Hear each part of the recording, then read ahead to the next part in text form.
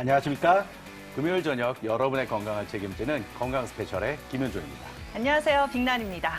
자, 충치 치료, 사랑니 발치, 잇몸 치료, 임플란트까지 치과 치료하면 굉장히 다양한 치료들이 있잖아요, 예, 원장님. 그렇죠. 예. 아니, 저는 기존의 단점이 많이 보완되면서 좀 편리한 수술이다. 환자분들도 좀 편해졌다라고 말들을 많이 하긴 하지만 저는 솔직히 충치 치료도 무섭고요. 아, 예, 저 그렇죠. 말고도 임플란트라든지 잇몸 수술을 하시는 분들은 치료를 앞두고 정말 무서우실 것 같거든요. 예, 그렇죠. 보통 우리가 이제 치과를 가기에 이제 걱정되는 거. 네. 사실 1위가요. 1위. 비용도 있지만 네. 1위가 사실은 공포심이에요. 공포심, 무서운 거. 맞아요. 그래서 저희 모 원장님께서 반대로 치과 선생님이 치료를 받으러 오시는데요. 네. 그 원장님께서도 나 안 아프게 해줘. 안 그다음에 아프게. 마취하기 싫으니까 나 바르는 마취하게 해줘. 이런 네. 식으로 굉장히 많이 걱정을 하시거든요. 이런 식으로 우리가 치료를 받을 때 공포심을 줄일 수 있는 네. 그런 방법이 또 있다고 그래서 오늘 소개를 드릴 건데요. 네. 치과 치료 중에 우리가 일반적으로 마취를 하고 하지만 그런 게 아니라 또 이렇게 요새 일반 외과처럼 어떻게 오. 자면서 네. 또 하실 수 있는 그런 치료 방법이 있다고 합니다. 일명 네. 의식화 진정요법이라고 하는데요. 네. 이런 수면, 자면서 치료받을 수 있는 치과 치료 오늘 알아보도록 하겠습니다. 그럼 오늘 이런 치과 수면 치료에 대해서 네. 소개해 주실 우리 박민우 원장님 화면으로 한번 보시도록 하겠습니다.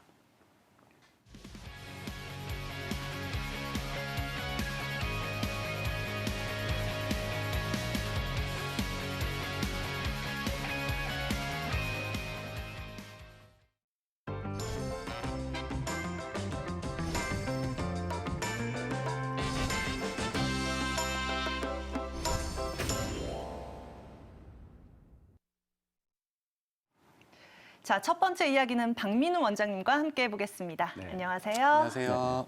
네, 우리 원장님과 치과 치료에 관한 궁금증 풀어볼까 합니다. 저는 병원 정말 싫어하고요. 그 가운데서도 치과 앞에는 지나가도 떨리는 경우가 있거든요. 예, 그렇죠. 네, 원장님도 앞서서 모 원장님을 예시로 들었지만 제가 생각했을 땐 그게 원장님일 수도 있겠다. 저도 네. 무조건 달달 떨기도 예측을 합니다. 좀 해봤는데 어렸을 때 공포심도 있을 수도 있고 기억 속에서 치과가 무섭다라는 이런 기억이 좀 자리 잡았을 수도 있을 것 같긴 예, 한데 그렇죠. 원장님 실제로 많은 환자분들이 좀 저와 같이 겁을 내고 공포심을 느끼는 경우가 많을까요? 그렇습니다. 우리가 살면서 트라우마는 다 하나씩 가지고 있을 수 있는데요. 네. 특히 병원과 관련돼서 가장 좀 트라우마가 생기기 쉬운 곳이 치과가 아닐까 싶습니다. 네. 어렸을 적에 우리가 치과에 방문했던 기억을 생각을 해보면 일단 치과에 들어서는 순간 치과 특유의 미묘한 양냄새가 나고요. 또 치과의 장비나 기계들은 마치 드릴을 연상시켜서 윙하는 소리를 내게 되고 또 치과 치료 자체의 통증도 매우 힘든데 그 통증을 잠재우기 위한 국소 마취 주사도 사실 굉장히 좀 아프고 괴로운 것이 사실입니다. 또 성인이 되어서도 치과를 방문하지만 치과 의자에 앉으면 괜히 좀 답답한 느낌이 들고 또 치과 치료에서 물을 많이 사용을 하는데 이런 것들이 좀 더 숨쉬는 거나 이런 거 답답한 마음을 많이 들어서 막연한 공포감과 두려움을 가지기 쉬운 곳이 바로 치과가 아닐까 싶습니다. 예. 네. 이처럼 치과에서는 통증을 느끼는 통각뿐만 아니라 시각, 청각, 촉각, 후각 이렇게 오감이 다 자극이 되면서 불쾌한 감정들이 생기게 되는데요. 치과 의사인 저도 치과 체어에 앉으면 이런 어렸을 때 기억 때문에 좀 긴장을 하게 됩니다. 치료의 어떤 전체 과정이나 기구의 안전함 같은 것을 알고 있는 저도 긴장이 되는데 환자분들은 좀 오죽하실까 그런 좀 안타까운 마음이 있습니다. 네. 저도 맞으신- 네. 치료를 받을 때요. 사실 물이 많이 들어오잖아요. 물이요? 아. 근데 이게 배트라고 하는데 잘 안 네. 되고요. 사실 맞아요. 물을 절반은 제가 먹더라고요. 네. 그런 일도 있습니다. 그리고 그런 소리 같은 것도 청각도 네. 자극하면서 더 공포심을 불러일으키지 않나 싶은데 예, 그렇죠. 저도 앞서서 신경 치료를 받았을 때 국소 수면 국소 마취 시술은 좀 받아본 적이 있거든요. 아, 그러세요? 근데 요새는 우리 내시경처럼 한숨 자고 일어나면 치료가 끝나 있을 수 있는 수면 치료 요법이 좀 도입됐다라고 하더라고요. 예, 그렇죠. 요새는요. 원장님 이런 것도 정맥을 통해서 주사를 주입하는 건가요? 네, 치과 치료 시에 마음을 네. 좀 안정시키고 통증을 줄여서 환자분을 진정시켜서 치료를 하는 것을 네. 의식화 진정법, 일명 이제 수면 마취라고도 말씀을 많이 하시는데요. 이러한 수면 마취에 관련된 약물을 투여하는 방법은 여러 가지가 있습니다. 관련된 약물을 입으로 복용하는 방법도 있고요. 네. 또는 이제 웃음가스라고 해서 이런 가스들을 코나 호흡기로 투여하는 방법도 있고요. 또 말씀하신 것처럼 우리가 대장 내시경을 할 때처럼 우리가 흔히 혈관 주사라고 말을 하는 정맥내 주사로를 확보를 해서 혈관에 약물을 직접 투여하는 그런 방법도 있습니다. 각각의 장단점과 쓰임새가 좀 다른데 입으로 약을 복용하는 경우는 이제 환자분이 어떤 주사를 추가로 맞지 않아도 돼서 편하긴 하지만 이런 약물의 농도를 좀 조절할 수가 없고 또 한 번 약물이 효과가 발현되는데 시간이 좀 길게 걸려서 잘 사용하기가 어렵습니다. 또 가스 마취 같은 경우는 이제 어린 아이들에서는 많이 사용을 하지만 성인에서는 이러한 효과가 좀 떨어지는 그런 부족한 측면이 있고요. 또 코막힘이나 뭐 이런 것들이 있는 분들에서는 사용할 수 없는 그런 단점이 있습니다. 그래서 정맥내 주사로를 확보해서 하는 방법을 가장 많이 사용을 하는데 네. 혈관을 통해서 약물을 직접 주입을 함으로 효과가 빠르고 또 강력할 뿐만 아니라 우리가 여기에 추가적으로 진통제라든지 다른 약물을 투여할 수도 있고요. 또 어떤 응급 상황이 발생을 했을 때 이러한 확보해 놓은 정맥내 주사로를 통해서 바로바로 대처를 할 수 있기 때문에 좀 가장 안전하고 효과적인 방법이라고 할 수가 있겠습니다. 네. 결국은 그래도 네. 약간 이렇게 우리가 정맥 주사라는 그런 것들이 좀 필요하긴 하군요. 네. 근데 정맥 주사를 하고 약을 주사하면 일단 어떻게 보면 기억이 없어지고 우리가 잠을 자는 그런 네. 잠을 자는 동안에 치료를 하기 때문에 결국 우리가 아까 얘기했던 여러 가지들을 치료나 불편한 거 이런 걸 줄일 수 있다. 뭐 여러 가지 장점이 있을 것 같은데요. 네네. 근데 저희가 또 궁금한 건 어떤 거냐면요. 이게 아까도 정맥 주사도 하고 또 아까 보니까 모니터도 있었단 말이에요. 맞아요. 그러면 막상 우리가 일반적으로 네. 또 전신 마취를 하는 이런 거하고 아까 수면 마취를 하는 거하고 어떤 차이가 있을 것 같아요. 맞아요. 저 원장님 어떤 것들이 차이가 있을까요? 네, 차이가 여러 가지가 있는데요. 흔히 치과 치료에 동반되는 마취는 이제 국소 마취, 그다음에 방금 말씀드린 진정법, 의식화 진정법, 그리고 또 전신 마취가 있을 수가 있습니다. 네. 이것은 이제 국소 마취는 그 치료하는 그 해당 부분만의 마취를 하게 되므로 통증이나 이런 거 못 느낄 수 있지만 어떤 환자분의 불안한 마음이나 공포감을 없앨 수는 없고요. 이런 것을 없앨 수 있는 것이 진정법과 전신 마취인데 둘은 차이가 이제 어느 정도로 환자를 좀 진정시키고 어느 정도로 환자의 의식이나 반사 반응을 소실시키는지라고 할 수가 있겠습니다. 그래서 진정법에는 최소 진정과 또 깊은 진정으로 정도가 나뉘고요.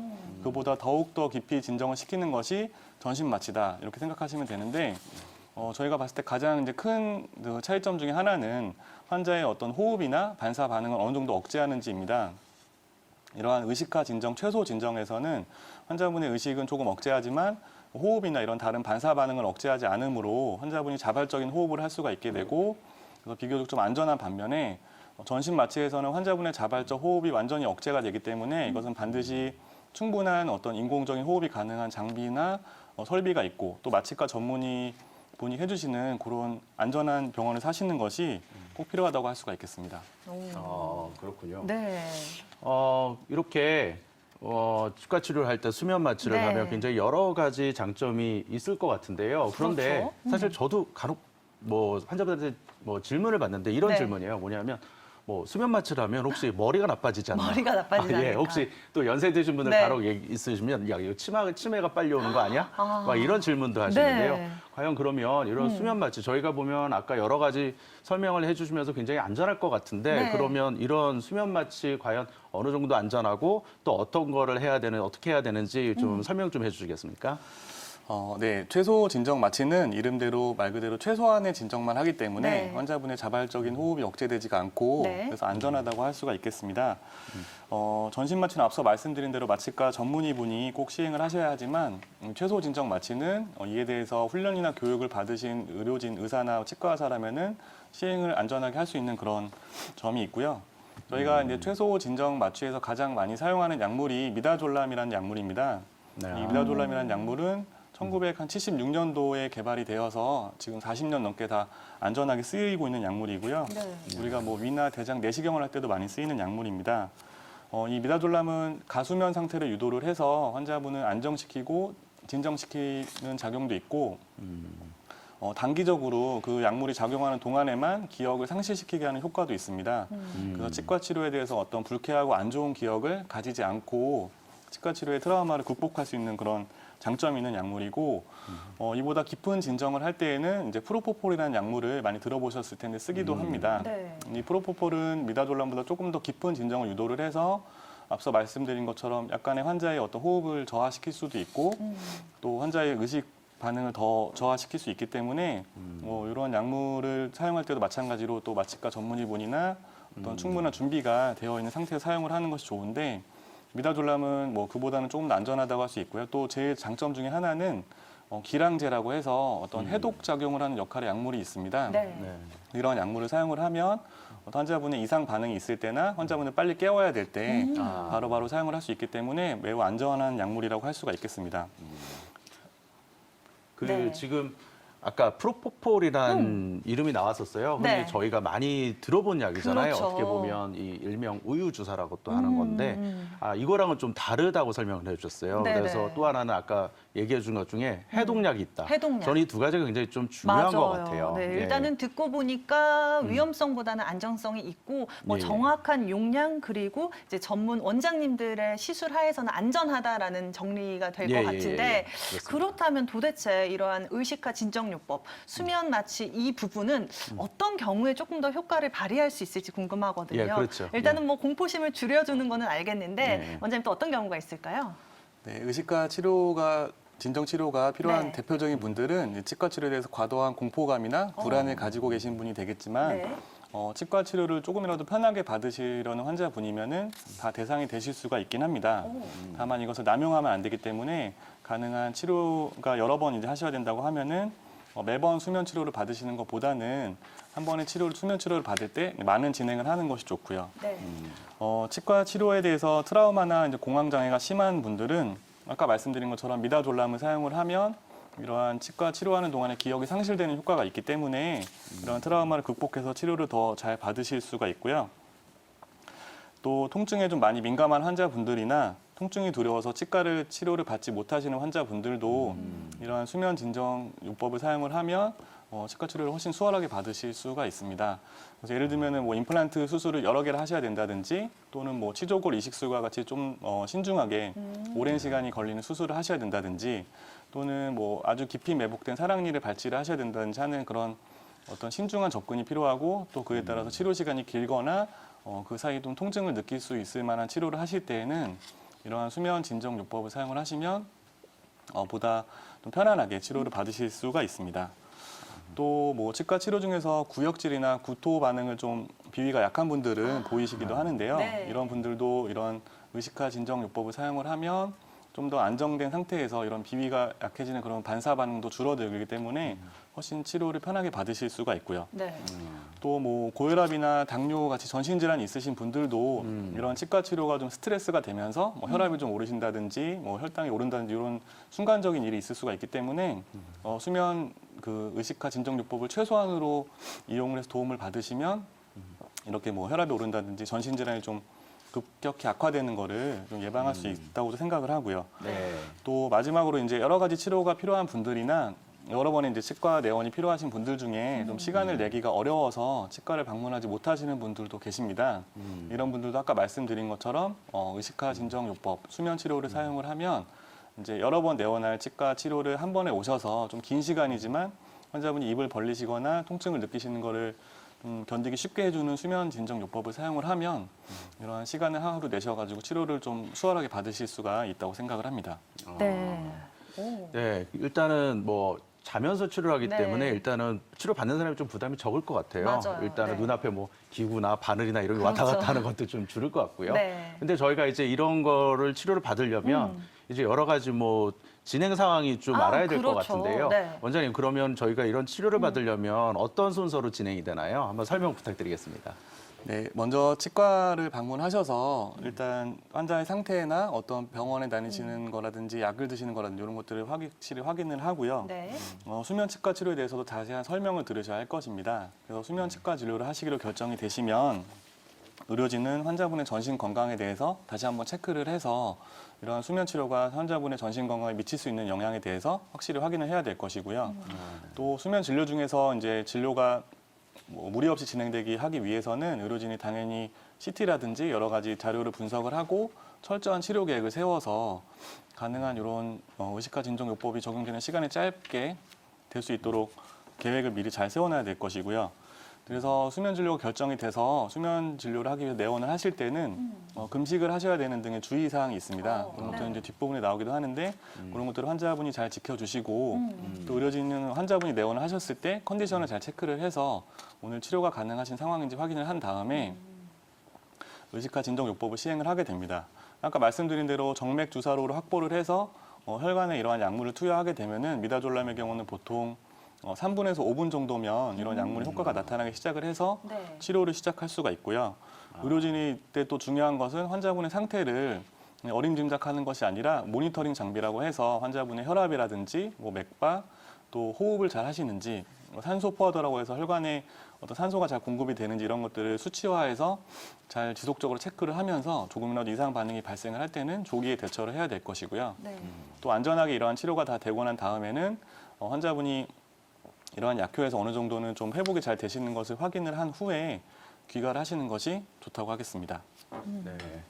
그 지금 여러 가지 이제 네. 과정에 대해서 설명해 주셨고요. 아까 그 시술 시간이 길거나 네. 여러 가지 임상 증례로 또 이런 시술을 할 수 있다고 얘기를 맞아요. 해 주셨는데요. 네. 그럼 실제로 이렇게 수면 마취를 통해서 치료한 환자분의 사례를 좀 설명해 줄 수 있을까요? 네, 그 보실 환자분은 이제 70대 여성 환자분의 사례를 보여드릴 건데요. 과거에 이제 치과 치료에 대한 두려움으로 인해서 네. 오랫동안 치료를 받지 못하시고 그야말로 말 그대로 이대신 잇몸으로 식사를 하시고 이런 상황이셨습니다. 네.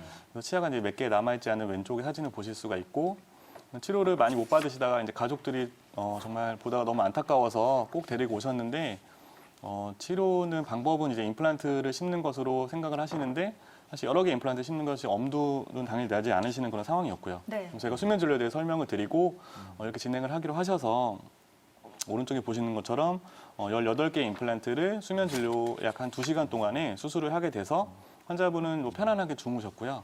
안정된 상태에서 수술을 하게 되셨으므로 어떻게 보면은 여태껏 평생 받으셨던 치과 치료보다도 훨씬 큰 그런 치료를 받으신 건데 환자분이 이 정도로 편할 줄 알았으면 진작에 좀 치과에 갈 걸 그랬다고 말씀하실 정도로 편안하게 치료를 잘 받으셔서 오른쪽처럼 임플란트를 끝까지 완성을 하시고 네. 또 처음에 이제 수술을 받으실 때는 힘드니까 수면 진료를 하셨지만 네. 이후에 이런 트라우마가 극복된 다음에는 정상적인 진료로 다 잘 마무리했던 그런 케이스입니다. 네. 그리고 또 준비된 다음 사례를 확인해 볼까요? 네, 다음 사례분도 좀 이가 아주 안 좋으신 공황장애가 좀 심하고 혈압과 당뇨가 있으셨던 분인데요. 이분도 네. 마찬가지로 치과 체어에 뭐 앉거나 뭐 치과 어떤 그런 포를 덮는 것도 매우 무서워하셨던 분이셨습니다. 그래서 이가 좀 상당히 좀 당뇨도 있어서 많이 안 좋으셨고요. 치과 치료에서 이제 가능한 내원의 수를 적게 하기를 원하시는 분이었고 수면 진료를 통해서 위에는 8개, 또 아래는 6개 임플란트를 식립을 하고 또 광범위한 뼈 이식도 같이 했고요. 마찬가지로 한 번에 시행을 하면서 환자분이 굉장히 좀 편안해하셨고 이후에는 또 공포감이 많이 줄어드셔가지고 수면 진료 없이도 이후에 이제 임플란트 관련된 마무리를 잘 하셨던 그런 또 케이스입니다. 그렇군요. 네, 지금 임플란트의 경우를 설명해 주셨습니다. 뭐 네. 공황장애도 있으시고 네. 기저질환도 있으시고 다수의 네. 임플란트를 식립할 때 가능하다라고 말씀을 네, 해주셨는데 시술 시간도 좀 길었을 것 같고요. 맞아요. 원장님 그러면 임플란트 말고도 또 다른 경우에도 활용될 수 있을까요? 네, 임플란트 말고도 아까 말씀드린 여러 가지 진료에 활용이 될 수가 있는데요. 네. 다음에 보여드릴 예시 환자분은 이제 사랑니 발치의 그런 이식화 진종요법을 사용했던 사랑니요? 케이스입니다. 네. 환자분이 20대 환자분이지만 이제 외국에 유학을 하고 계신 환자분이었고 한국에 잠깐 들어온 동안 사랑니를 발치하기를 원하시는 분이었습니다. 기간이 매우 짧았기 때문에 필요한 회복 기간도 매우 짧았고요. 그래서 4개 위아래 양쪽에 있는 사랑니 4개를 한 번에 발치하기를 원하셨고 또 이런 사랑니 발치할 때는 이제 아래쪽 같은 경우는 사랑니 아래로 지나가는 신경을 주의를 해야 되기 때문에 그런 좀 시술 시간이 좀 집중을 많이 요하고 오래 걸릴 수도 있습니다. 그래서 이러한 4개 사랑니 발치를 의식화 진종요법 하에서 발치를 하기로 했고요. 4개 사랑니를 다행히 무리 없이 아무 이상 없이 잘 발치를 하셨고 또 전체 치료 기간도 이렇게 한 번에 시행을 하게 되면은 뭐 3, 4주가 걸릴 것이 1주 정도에 할 수 있기 때문에 환자분이 아주 만족하시고 다시 또 유학하러 돌아가셨던 그런 케이스였습니다. 아, 네. 네. 사랑니 발치도 이렇게 수면을 통해서 이렇게 할 수가 있겠군요. 네, 맞습니다. 예, 그런데 저희가 이렇게 이런 것들을 수면 마취를 하려면 여러 네. 가지 또 병원하고 여러 가지 얘기들 하고 준비도 필요할 것 같은데요. 그렇죠. 그러면 이런 수면 진정 마취를 하려면 그러면 치과 치료를 하니까 특별히 고려할 게 있나요, 원장님? 네, 진정 마취가 안전하게 이루어지려면 여러 가지 고려해야 될 사항들이 있습니다. 네. 첫째로는 아까 말씀드린 것처럼 환자분이 좀 금식을 유지해 주셔야 아, 네. 위나 식도에 어떤 음식물이 남아있지 않아서 이것이 기도로 흡입되는 것을 방지를 할 수가 있고요. 네. 또 의료진에게 환자분이 가지고 계신 병력을 자세히 말씀을 해주셔야 의료진이 이에 필요한 검사나 어떤 즉각적인 대처를 할 수가 있습니다. 또 중요한 것 중에 하나는 보호자를 반드시 동반하고 치료를 받으셔야 하는 것인데요.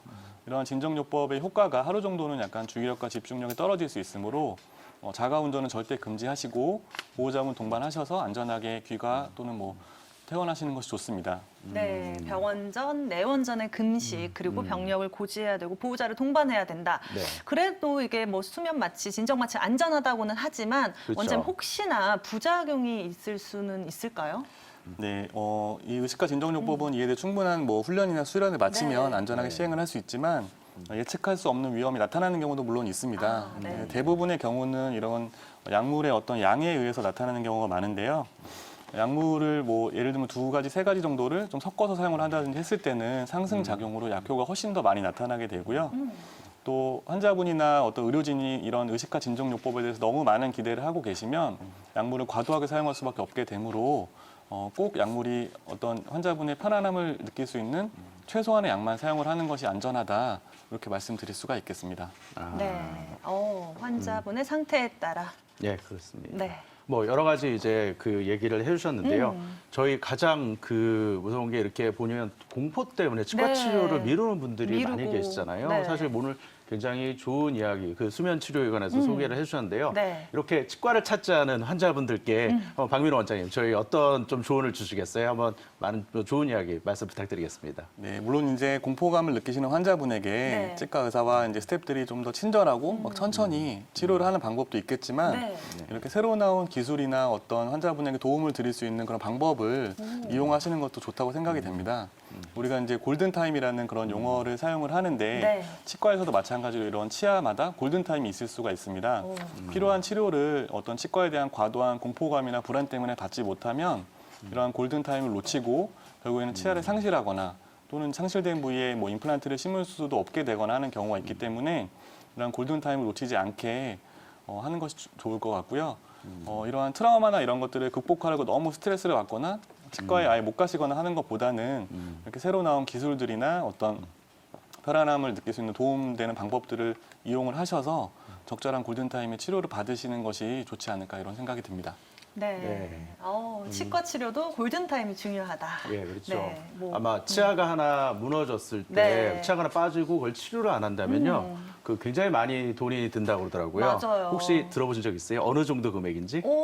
예측은 안 되는데. 치아 하나를 잃어버릴 네. 때 이 치아 하나의 가치가 약 3천만 원 정도 된다고요. 그렇게 예, 큰가요? 예, 굉장히 오, 많습니다. 그러니까 네. 저희가 어떻게 보면 이렇게 빠른 치료, 우리가 물론 공포심이 좀 있지만 네. 여러 가지 치료 방법을 써서 치료한다면 아마 치아 건강을 지키는 데 굉장히 맞아요. 도움이 될 것 같습니다. 네, 이렇게 치과 공포증을 극복할 수 있는 의식화 진정요법 이야기 함께 보셨고요. 저희는 다음 주제로 넘어가 봐야겠죠. 예, 그렇죠. 네. 생방송으로 보내드리고 있는 건강 스페셜과 함께하고 계십니다. 네. 다음 주제 넘어갈 건데요. 네. 저희가 일명 선진국형 암이라고 부르는데 혹시 어떤 건지 아세요? 대장암 아닐까요? 어떻게 미리 보셨나요? 당연히 예, 맞습니다. 예습을 했죠, 제가. 예, 네. 그렇습니다. 저희 대장암이요. 저희가 선진국형 네. 암이라고 1위라고 하는데요. 최근 10년 사이에 네. 2배가 증가했다고 합니다. 2배나. 예, 와. 그렇습니다. 이게 초기 대장암은요, 완치가 가능한데 이게 증상이 진행될수록 생존율이 낮아지기 때문에요. 네.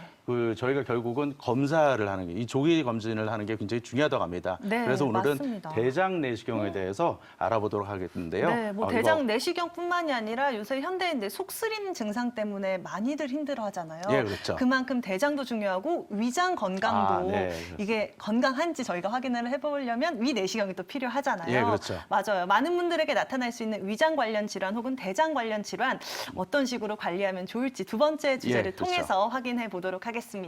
자, 함께해 주실 원장님 먼저 화면으로 만나보시죠.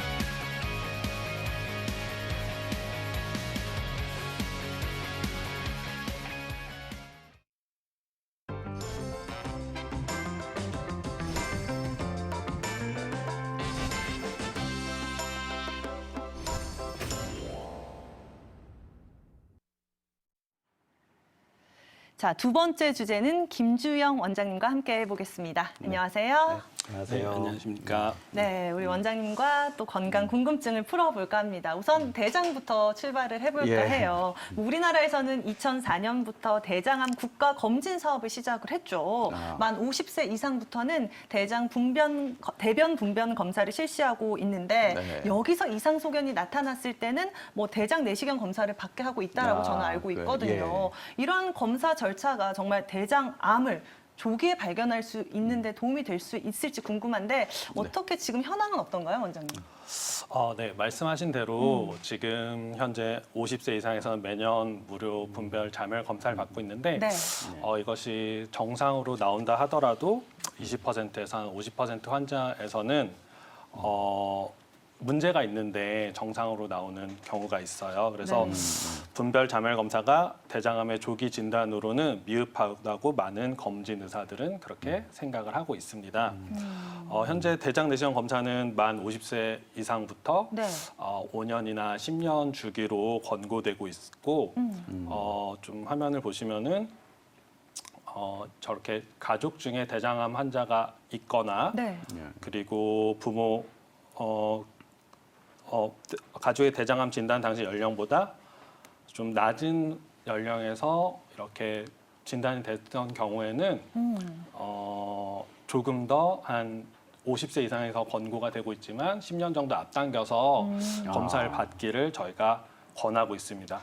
그리고 위장관 출혈이나 출혈 그리고 이렇게 그런 것 때문에 검붉은색의 변을 보게 되면은 그리고 또 철 결핍성 빈혈이나 원인이 불분명한 대변 습관의 변화, 변비, 지속적인 설사 그리고 원인 모르는 체중 감소를 동반한 복부 증상 이런 만성 복통이 있을 경우에는 연령하고 상관없이 대장 내시경을 받는 것이 좋습니다. 하지만 이런 증상이 있을 때 대장 내시경을 받게 되면은 이미 좀 늦은 경우가 있어서 이런 증상이 나타나기 전에 50세가 넘으시면 반드시 받고 그 전에라도 검사를 받기를 좀 권유드리고 있습니다. 네. 네. 아까 제가 자료를 보니까요. 이렇게 가족력이 있거나 그럼 네. 굉장히 확률이 뭐 맞아요. 생길 수 있는 확률이 높아지는데요. 아까 50세라고 그랬는데 만약에 그런 가족력이 있거나 그렇다고 그러면 한 10년 정도 단기라고 그랬어요. 미리, 그러면 네. 저희가 그런 분들은 40세부터는 적어도 이런 걸 검사들을 좀 관심 있게 신경 써서 해야 되겠네요. 네, 그렇습니다. 한 40세부터 그런 가족력이 있거나 있으면 하는 것이 좋고 또 나중에 또 나을 내용이지만 요즘에는 좀 30대부터도 좀 많이 상승하고 있기 때문에 네. 네, 30세부터도 저희는 권유를 하고 있습니다. 네. 아까도 제가 처음에 말씀을 드렸는데요. 우리나라 그 대장암 증가율이 네. 굉장히 높다고 하는데요. 그렇죠. 과연 이런 건강검진하고 여러 가지 걸러주고 아까 그런 검사를 통해서 여러 가지 검사를 할 수 있는데 과연 우리나라 사람들 얼마나 이 대장암 발병률이 높은가요? 네. 최근 2015년도 국가암정보센터가 발표한 암 발생률을 보면은 표를 잠깐 보시면은 남녀 관계없이 세 번째로 흔한 암이 대장암입니다. 특히 우리나라는 WHO 가입국 중에서 대장암 발병률이 1위인 나라입니다. 네. 대장암은 결장과 직장에 생기는 악성 종양을 말하는데 네. 성별로 보면은 위암, 폐암이 남성에서 그 다음으로 대장암이 흔하고 여성에서는 갑상선암, 유방암 다음으로 흔한 암이면서 특히 65세 이상 여성에서는 대장암이 1위입니다. 그러면 지금 이렇게 대장암이 네. 1위라는 거에 저는 굉장히 놀랐어요. 저도요. 사실은 다른 암에 대한 얘기를 네. 더 많이 들어서 맞아요. 사실 대장암이라는 거가 1위라는 거 굉장히 이렇게까지 높을 줄 놀랐는데요. 몰랐어요. 예, 그렇죠. 근데 그러면 저희가 이렇게 대장암이 많이 생기는 이유가 그럼 네. 저희가 대장암은 아무래도 이제 장이다 보니까 먹는 게 내려가는 먹는 거잖아요. 거. 그러면 이 먹는 것 때문에 네. 대장암이 이렇게 많이 생기는 건가요? 네, 그렇습니다. 특히 우리나라에서 이렇게 많이 급격하게 발생한 이유가 네. 이전과는 다르게 많이 서구화되고 육류도 많이 좋아하게 되고 네. 그러다 보니까 대장암 발생률이 많이 올라가게 됐습니다. 그러면 저희 요새 최근에 뭐 다이어트 하면 뭐 저탄고지? 저탄고지. 굉장히 많이들 이렇게 네. 뭐 지방제에 있는 거 이런 것들 많이 먹는데요. 문제가 될 수도 있겠네요. 맞아요. 식습관이 그만큼 대장암 발병을 시킬 수 있는 요인이 될 네, 수 그럴 수도 있다. 있겠다. 다시 그 한번 말 좀 들으면. 제대로 먹어야겠다라는 예, 생각이 들긴 그러네요. 하는데 텐데 네. 앞서서 우리 원장님께서 이제 이미 증상이 나타나면 조금 늦은 것이다라고 말씀을 예. 해주셨거든요. 그럼 대장의 이상 신호가 그래도 좀 초반에는 나타나지 않을까 싶은데 원장님, 뭐 증상들 어떤 것들이 있을까요? 대장암의 의심 증상을 보면은 네. 화면을 좀 잠깐 보시면은 네. 예.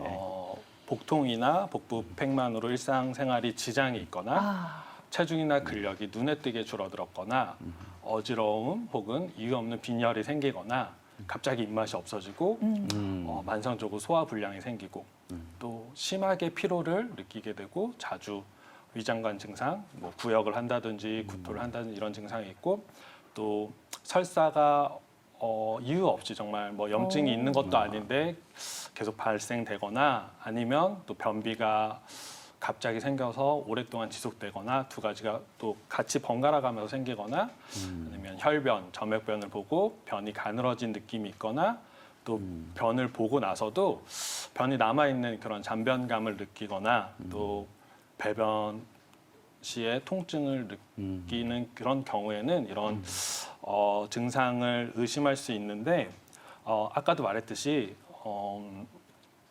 이런 증상이 오기 전에 미리 대장 내시경을 검사를 받는 것을 훨씬 더 좋고 네, 검진센터 내과 의사와 상담하는 걸 추천드리겠습니다. 예. 불편하면 무조건 좀 검사를 그쵸. 받아봐야 된다. 네, 불편한 거. 아까 근데 네. 굉장히 많은 다양한 불편함을 설명을 맞아요. 해주셨는데요. 네. 저희 근데 흔히들 이렇게 얘기하잖아요. 나 잘 먹고 네. 잘 가. 잘 네, 화장실도 잘 잘 가. 대변한다. 네. 잘 하는데 과연 그럼 나도 이렇게 건강하고 뭐든지 다 문제가 없는 것 같은데 네. 과연 나도 그럼 이렇게 검사를 받아야 되나? 이런 질문들 환자분들이 많이 할 수 있거든요. 네. 어떤가요?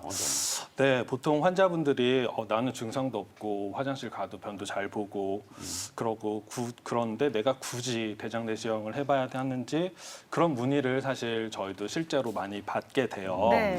하지만 모든 암이 그렇듯이 증상이 나타나기 전에 미리미리 발견하는 것이 최고입니다. 아. 그리고 무증상인 분들도 아까 말했듯이 그렇게 주변의 권고로 대장 내시경을 해보고 정말 우연히 조기 대장암이 발견되는 경우가 많기 때문에 대장 내시경을 받기 전까지는 나는 장은 괜찮아, 난 변 잘 보니까 괜찮아 이렇게 자부하시는 것은 위험합니다. 특히 또 자기가 이제 좀 잔병 치레를 많이 해서 의사를 자주 만나고 병원을 자주 가는 분이 오히려 더 오래 건강하게 지낸다는 말이 있지 않습니까? 네. 네, 그래서 주변에 가까운 내시경 전문의 선생님과 좀 친해져서 자주 병원도 들락거리시고 그러면은 더 건강하게 오래 살 수 있을 거라고 생각합니다. 사회자분께서도 만약에 50세가 넘으셨다면은 대장 내시경을 한번 받아보는 것을 저는 조금 일찍부터 일찍부터. 받아봤습니다. 네. 일찍부터 주위에 아까 얘기하신 대로 네. 주위에 네. 친한 지인 원장님이 계셔서 얘기를 해주시더라고요. 한번 해봐라. 네. 저는 친한 원장님이 없어서 김주영 원장님이랑 좀 친해져야 될 것 네. 같아요. 저도 친해지고 싶습니다. 30대도 안심할 수 없다라는 거죠. 그럼요. 네. 30세도 안심할 수 없습니다. 네. 이게 미리미리. 네, 그래서 뭐 유명 연예인들이라든지 그런 분들도 조기에 뭐 암이 이렇게 진단돼서 치료되신 경우도 많이 있지 않습니까? 그렇기 때문에 정말 대장암의 예방을 위해서는 네. 미리 좀 검사를 미리미리 받는 것이 가장 중요합니다. 네, 네. 정말 최근에는 젊은 층도 안심할 수 없다라고 하잖아요. 우리 대장암의 전 단계 뭐 대장 용종, 선종 그렇죠. 이야기들 많이 하는데 이게 뭐 흔히도 혹이라고 하죠. 내시경을 통해서 확인해서 이제 뭐 치료를 받을 수 있는 부분이다라고 알고는 있는데 정확하게 어떤 개념인지부터 짚고 가면 좋을 것 같거든요. 네. 자, 김주영 원장님, 우선 뭐 실제 내시경 사진을 통해서 대장 용종, 선종은 뭔지 설명을 해주실까요? 네. 저 화면을 보시면은 네. 일단 대장암이 발생하는 경우 일반적으로 대장에 이렇게 우리가 내시경을 하게 돼서 용종을 보게 되면은 우리는 크게 두 가지로 구분을 해요. 착한 네. 용종인지 또 나쁜 용종, 그러니까 선종인지를 구분하는데 선종은 보통 5년에서 10년의 기간을 걸쳐서 천천히 대장암으로 변화하는 걸로 알고 네. 있습니다. 화면에서도 이제 선종이 조금씩 이렇게 커져가는 걸 볼 수 있습니다. 그리고 이제 다음 사진을 보면은 네. 이건 조기 대장암 사진인데요.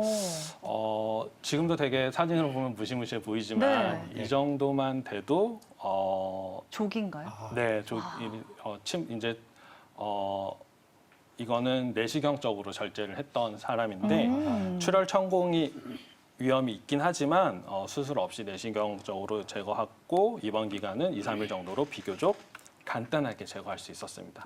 그런데 이런 경우에도 사실 증상이 자기가 심하지 않아서 오지 않는 경우가 흔합니다. 네. 그리고 다음 사진 보시면은 네, 이거는 이제 진행성 대장암인데 네. 이런 경우에는 사실 내시경으로 제거하기는 힘들고 네.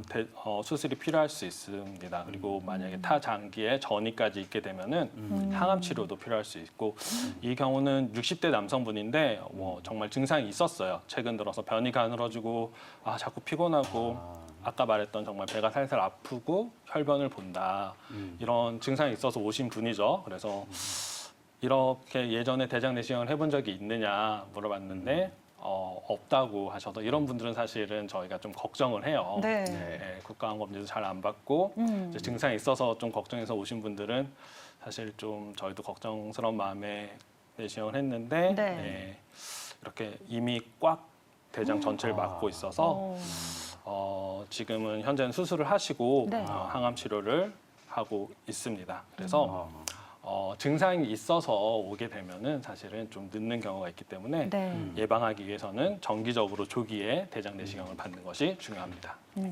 예, 아까 보니까 뭐 사진에 여러 가지 막 볼록볼록했는데도 증상이 없다는 네. 게 저는 굉장히 놀랐고요. 맞아요. 그다음에 아까 저는 실제로 제가 이 검사를 받아봤다고 말씀을 드렸잖아요. 네네. 그런데 저도 검사를 했는데 네. 검사가 끝나고 나서 저한테 그런 얘기를 했어요. 뭐를 좀 제거했다. 아까 얘기한 검사 도중에? 네, 검사 네. 끝나고 나서 끝나고 이제, 나서, 네. 선종이나 용종이 있었다. 물론 하기 전에 이제 설명도 해주셨지만 네. 하고 나서 이런 걸 했다라고 얘기를 해주셨는데요. 그게 바로 대장 용종 절제술이라고 이렇게 들었어요. 네. 그래서 요거에 대해서 한번 설명을 해주시겠어요, 교수님? 네, 요즘에는 대장 내시경을 시행하면서 용종이 발견되면은 바로바로 이렇게 제거하게 되는데 네. 이제 크기와 모양 등을 고려해서 용종을 절제하는 방식을 조금 다르게 가져가는데 대장 용종 절제술, 대장 점막 절제술, 대장 점막하 절제술 등 여러 가지 방법의 절제 수술을 통해서 제거하게 됩니다.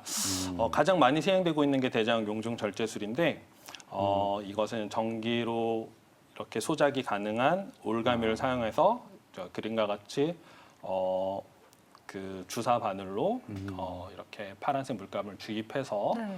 이렇게 용종을 이렇게 띄운 다음에 띄어진 것을 전기 소작이 가능한 올가미를 통해서 이렇게 잡고 그것을 깔끔하게 저렇게 제거할 수 있습니다. 네. 다음 사진 보시면은 이것은 하행결장에서 발견된 약 한 8mm 정도 되는 용종에다가 파란색 물감을 주입해서 점막을 이렇게 거상시킨 후에 안전하게 올가미를 사용해서 제거하였고 가끔 이렇게 제거한 부분이 대부분은 문제가 없는데 좀 미미한 확률로 천공이나 이런 것이 발생할 수 있어서 저분 같은 경우는 안전하게 이렇게 집게 같은 걸로 클리핑이라고 하는데 저렇게 집어서 그런 위험을 좀 대비해 놨습니다. 또 다음 사진 보시면은 네. 이것도 용종이 발견된 사진인데 용종을 이렇게 파란색 물감으로 거상시키고 이렇게 저렇게 깨끗하게 제거된 사진입니다. 그냥 마치 이렇게 수저를 한번 딱 떠내듯이 그렇게 하면 이렇게 떠지는 것 같은 그런 그림이네요. 네, 그렇습니다. 네. 네, 뭐 우리가 사진을 통해서 자세한 과정을 설명해 주셨는데 예, 앞서 원장님께서 선종이 암까지 가는데 5년에서 10년 정도 걸린다라고 해주셨잖아요. 원장님 그러면 이 암으로 발전할 진행될 확률 거의 뭐 100% 무조건이라고 생각을 해야 되는 건가요? 네, 아닙니다. 제가 아까도 말했듯이 네. 용종에는 착한 용종이 있고 좀 선종, 나쁜 나쁜. 용종이 있는데 착한 용종의 경우 암으로 진행되는 경우는 극히 드물게 되고요. 네. 이제 선종은 아까 말했듯이 한 5년 정도에서 10년 정도 이렇게 걸려서 이렇게 암으로 발전하게 되는데 이제 많이들 궁금해하세요. 용종이 진짜 다 암으로 되느냐 맞아요. 했을 때 보통 이제 한 1cm 선종인 경우에도 한 1cm 이상이 되거나 네. 그리고 육모 구조를 보이고 이제 이 조직 검사상 조직 고도 이형성이 동반된 선종인 경우에는 좀 암의 가능성이 있다라고 저희가 생각을 하고 있습니다. 아.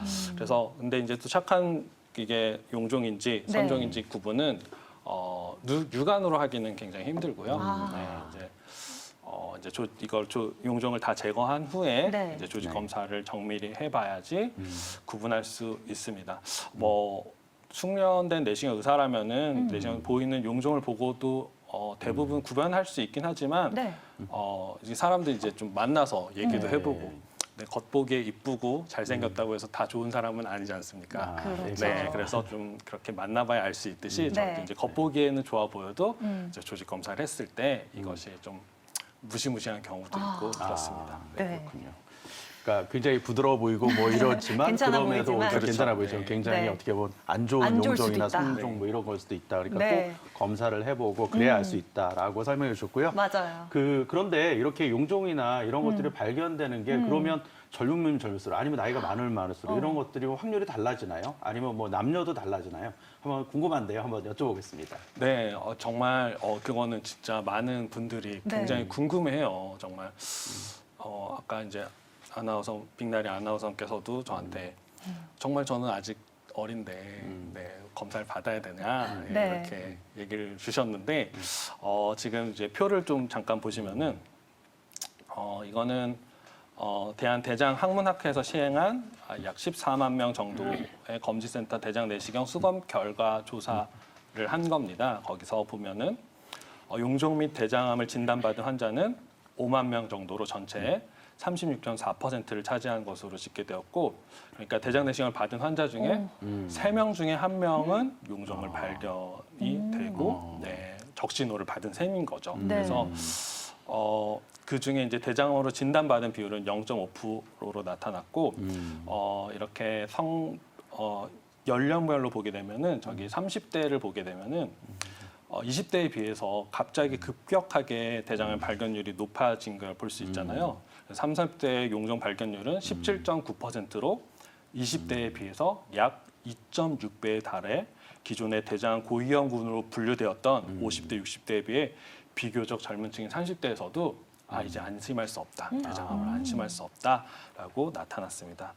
그리고 성별에 따라서 그런 연령별 용종 발견율을 보면은 30대부터 마찬가지로 남녀 구분 없이 이렇게 증가세가 뚜렷이 나타났고 남성은 약 20대에 비해서 30대가 2.8배, 그리고 여성은 약 2.3배, 그리고 남성은 30대, 여성은 40대부터 용종 발견율이 20%를 넘어선 것으로 나타난 만큼 지금 현재는 사실 권고 연령은 네. 50대 이상으로 되어 있지만 네.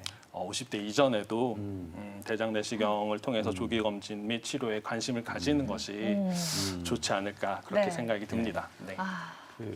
일단은 조금 예전보다는 네. 그래도 한 번씩 내가 조기 검진하는 거 굉장히 좀더 중요하다고 이른 이제 시기에. 네. 중요하다고 하셨고 젊다고 절대로 이렇게 자만하지 말자. 말고 네. 항상 많은 관심을 건강에 맞아요. 가지시는 게 좋을 것 같습니다. 네. 그런데 이렇게 또 저는 사실 이게 아까 받은 경험이 있으니까요. 제일 네. 힘든 게 이거 저는 처음에 받을 때 네. 굉장히 그 이만한 물통을 하나 주시더라고요. 저도 듣긴 들었어요. 네, 네. 그래서 뭐냐면 이게 이제 뭔가 우리가 장을 검사하려면 그걸 네. 깨끗이 비우는 과정이 있어야 되는데 그래서 그 전날부터 이거를 마셔야 돼요. 마셔서 이거를 비우는 일을 하거든요. 네. 근데 사실 이 과정이 굉장히 많이 좀 그게 더 어려워요. 힘들다라고도 그게 많이 힘들다고 하더라고요. 얘기하고 네. 뭐 해보신 분들은 알겠지만 네. 이게 또 힘들어서 아까 치과는 뭐 그게 무서워서 공포심 공포심 때문에. 때문에 하는 거지만 이거는 또 이런 과정들 때문에 네. 저희가 좀 두려워하는데 최근에 이런 과정도 굉장히 좀 많이 편해졌다고 하는데요. 원장님 어떤가요? 네, 이전에 정말 대장 내시경 직접 해보셨지만 정말 4리터 정도 되는 예. 그 물약을 계속 먹으려고 하면은 저도 예전에 기억으로 봐서 와 저걸 먹는 것도 진짜 일이겠다. 맞아요. 저것도 정말 고생이겠다 이런 생각을 많이 했었는데요. 이제는 약이 많이 발달을 했어요. 많이 발달해서 물약을 검사 전날에 500ml 그리고 500. 검사 날에 500ml만 먹어도 되는 약이 나왔고 네. 네. 그리고 획기적으로 먹는 알약이 나와서 이야기. 네, 알약을 먹고 그 다음에 이제 생수만 먹게 돼도 장 정결이 되는 그런 약이 나왔습니다. 그리고 저도 이제 환자들한테 많이 처방을 해줄 때 이거를 좀 고려하면서 또 맛도 조금 보면서 처방을 해주는데 예전에 이제 4리터를 먹었을 때보다는 지금은 훨씬 더 편해졌고 이제 가족들이 예전에 4리터를 먹었던 것도 기억이 나는데 지금은 그렇지 않습니다. 그래서 보통 대장 내시경을 하게 되면은 4년에서 5년 정도에 한 번에 하게 되는데 네. 이왕 하시는 검사 좀 정확하게 검사하셔야 되고 정확하게 검사하기 위해서는 대장 정결제를 잘 드시는 것이 중요합니다. 그래서 좀 사진을 잠깐 보여주시면은 그 위에 사진은 이 장 정결제를 잘 먹고 깨끗이 비워진 상태인데 밑에 사진은 이렇게 분비물이 이렇게 가득 차 있는 상태입니다. 그래서 이왕 비싼 돈을 들여서 시간 네. 투자해서 검사하는 건데 이렇게 밑에처럼 이렇게 장 정결이 불량하면은 저 같은 경우는 저런 것들을 이렇게 일일이 다 제거하면서 확인을 하긴 하지만 네.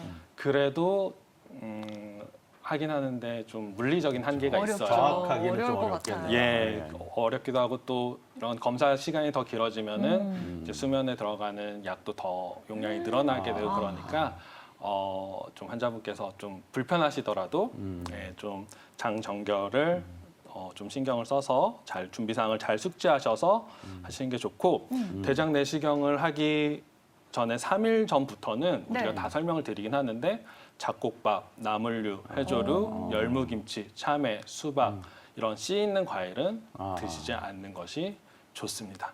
그리고 이제 검사 전날에는 가벼운 죽으로 먹으면 되고 또 여름이 되면은 사실은 저런 참외나 수박 같은 것들을 많이들 드시잖아요. 시원하고 그래서 근데 조금만 참으시고 네. 네, 맛있더라도 좀 참고 대장 내시경을 정확한 검사를 위해서 좀 이걸 참아주고 그리고 이렇게 장 정결제를 먹었을 때 이렇게 탁하고 이런 변 색깔 물이 아니라 좀 맑은 노란색 물이 나올 때까지 이렇게 물을 많이 드셔주시면은 네. 네. 대장 내시경 준비가 잘 된 것입니다.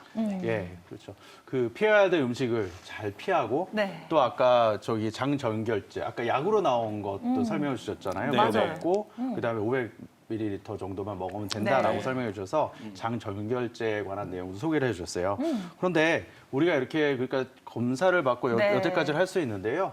그러면 이런 우리가 대장에 대한 문제, 대장암 이런 거를 예방할 수 있는 여러 가지가 있을 것 같아요. 저희 식습관이나 생활 관리 좀 한번 설명 부탁드리겠습니다. 네, 저기 좀 화면을 보시면 식습관이 정말 중요한데 네. 한국인이 아까도 말했듯이 대장암이 갑자기 증가한 이유는 서구화된 식습관이고 이런 건데 보시면은 정말 다 몸에 도움이 되는 내용이죠. 적절한 운동을 하고 3일 이상, 30분 이상 그리고 비만 관리하고 지나친 육식은 삼가고 인스턴트 제품 피하고 또 금주 금연하고 신선 채소 과일 섭취 늘리고 견과류, 비타민 이런 풍부한 음식을 섭취하는 것이 중요한데 네. 네. 그래도 가장 무엇보다 중요한 거는 아까도 말했듯이 증상이 없기 때문에 정기적인 내시경 검사하는 것이 가장 중요합니다. 네.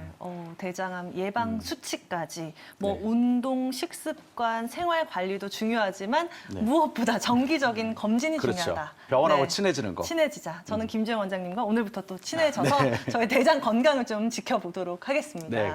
네, 우리 시청자 여러분들도 생활 습관 관리뿐만이 아니라 정기적인 검진을 통해서 미리미리 더 큰 질병을 예방해 보시기 바라겠습니다. 네. 자, 이렇게 건강 스페셜 오늘 준비한 소식은 여기까지고요. 저희는 다음 주 이 시간에 더욱더 알찬 소식으로 인사드리겠습니다. 함께해 주신 여러분 고맙습니다.